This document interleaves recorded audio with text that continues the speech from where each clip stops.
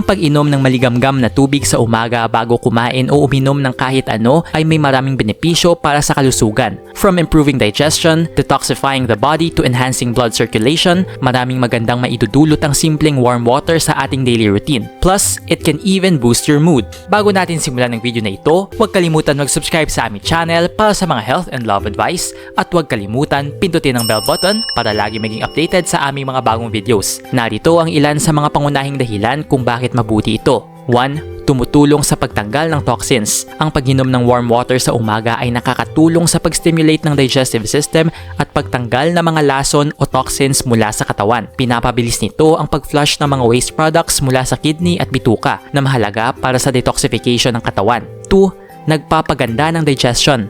Ang maligamgam na tubig ay tumutulong sa pag-relax ng digestive muscles at pagpapabuti ng daloy ng pagkain sa bituka. Ito ay nakakatulong sa pag-iwas sa constipation at indigestion. Ang pag-inom nito bago kumain ay naghahanda sa tiyan para sa mas mabilis at mas mahusay na pagtunaw ng pagkain. 3. Nagpapabilis ng metabolism.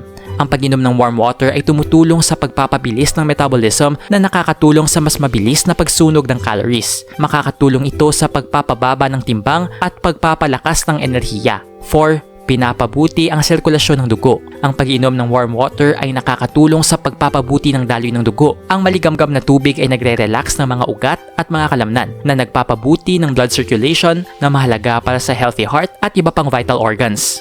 5. Nakakatulong sa pagbawas ng stress. Ang pag-inom ng maligamgam na tubig ay may calming effect na maaaring makatulong sa pagbawas ng stress at pagkabalisa. Nakakatulong ito sa pag-relax ng katawan at isip, kaya mainam itong gawing bahagi ng morning routine para sa mas magandang mood buong araw. 6. Pinapalakas ang immune system.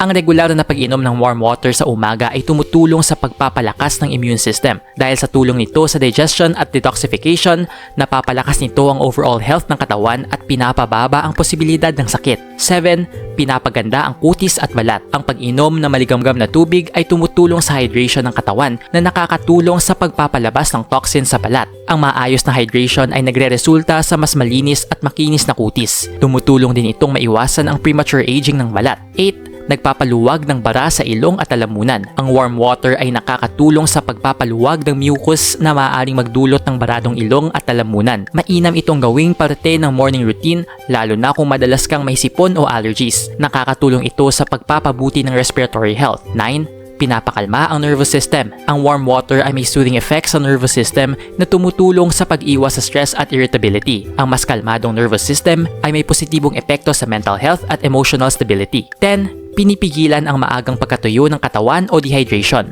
Ang pag-inom ng tubig sa umaga, lalo na kung maligamgam, ay nakakatulong na maiwasan ang dehydration pagkatapos ng mahaba at tuloy-tuloy na pagtulog. Tumutulong ito sa pagpapanatili ng tamang fluid balance sa katawan. Nag-enjoy ka ba sa video ito? Please hit the like button and subscribe sa aming channel para sa iba pang video tulad nito. Salamat sa panonood!